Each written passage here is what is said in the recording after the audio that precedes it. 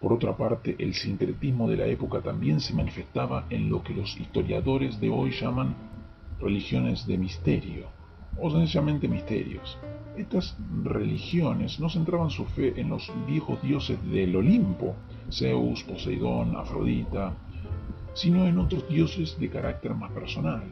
En los siglos anteriores, antes que se desatara el espíritu sincretista y cosmopolita, cada cual era devoto de los dioses del país que había nacido. Pero ahora, en medio de la confusión creada por las conquistas de Alejandro y de Roma, cada cual tenía que decidir a qué dioses le iba a prestar su devoción.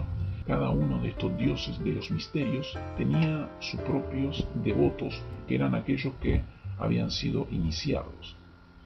Por lo general, cada una de estas religiones se basaba en un mito acerca de los orígenes del mundo o de la historia del dios en cuestión. Del Egipto provenía el mito de Isis y Osiris, según el cual el dios Set había matado y descuartizado a Osiris y después había esparcido sus miembros por todo el Egipto. Isis, la esposa de Osiris, los había recogido y dado nueva vida a Osiris, pero los órganos genitales de Osiris habían caído en el Nilo, y es por esa razón que el Nilo es la fuente de fertilidad para todo el Egipto. También por esa razón, algunos de los devotos más fervientes de este culto se mutilaban a sí mismos, cortándose los testículos y ofreciéndoselos en sacrificio. Entre los soldados era muy popular el culto a Mitras, un dios de origen persa, cuyos mitos incluían una serie de combates contra el sol y contra un toro de carácter mitológico. En Grecia existían desde tiempos inmemoriales los misterios de Eleusis acerca de Atenas. Los misterios de Atis y Cíbeles incluían un rito de iniciación llamado taurobolia, en el que se mataba un toro y se bañaba al neófito con su sangre. Dado el carácter sincretista de todos estos cultos, pronto unos se mezclaron con otros hasta tal punto que en el día de hoy es difícil distinguir las características o las prácticas de uno de ellos en particular. Además, estos dioses no eran celosos entre sí como el dios de los judíos y de los cristianos, y por tanto hubo quienes se dedicaron a coleccionar misterios, haciéndose iniciar en uno tras otro de estos cultos. Todas estas tendencias sincretistas en las que se entrelazaban los viejos dioses con las religiones de misterio y con el culto al emperador presentaron un fuerte reto al cristianismo naciente, puesto que los cristianos se negaban a participar de todo esto. Frecuentemente se les acusó de incrédulos y de ateos. Frente a tales acusaciones, los cristianos podían recurrir a ciertos aspectos de la cultura de la época que parecían prestarles apoyo. A esto dedicaremos el capítulo 7 de la presente sección de nuestra historia. Pero por lo pronto señalaremos que hubo dos tradiciones filosóficas en las que los cristianos encontraron un nutrido arsenal para la defensa de su fe. Una de ellas fue la tradición platónica y la otra el estoicismo. El maestro de Platón, Sócrates, había sido condenado a morir bebiendo la cicuta porque se le consideraba incrédulo y corruptor de la juventud ateniense.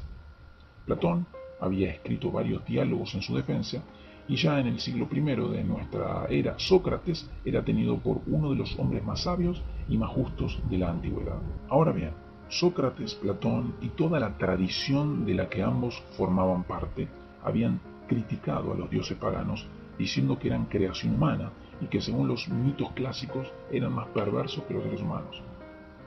Por encima de todo esto, Platón hablaba de un ser supremo, inmutable, perfecto, que era la suprema bondad y belleza. Además, tanto Sócrates como Platón creían en la inmortalidad del alma y por tanto en la vida después de la muerte. Y Platón afirmaba que por encima de este mundo sensible y pasajero había otro de realidades invisibles y permanentes. Todo esto fue de gran valor y atractivo para aquellos primeros cristianos que se veían perseguidos y acusados de ser ignorantes e ingenuos. Por estas razones, la filosofía platónica ejerció un influjo sobre el pensamiento cristiano que todavía perdura. Algo semejante sucedió con el estoicismo. Esta escuela filosófica, algo posterior al platonismo, enseñaba doctrinas de alto carácter moral. Según los estoicos, hay una ley natural impresa en todo el universo y en la razón humana, y esa ley nos dice cómo hemos de comportarnos. Si algunos no la ven o no la siguen, esto es porque son tontos, pues quien es verdaderamente sabio conoce esa ley y la obedece. Además, puesto que nuestras pasiones luchan contra nuestra razón y tratan de dominar nuestras vidas, la meta del sabio es lograr que su razón domine toda pasión, hasta el punto de no sentirlo. Ese estado de no sentir pasión alguna es la apatía, y en él consiste la perfección moral según los estoicos.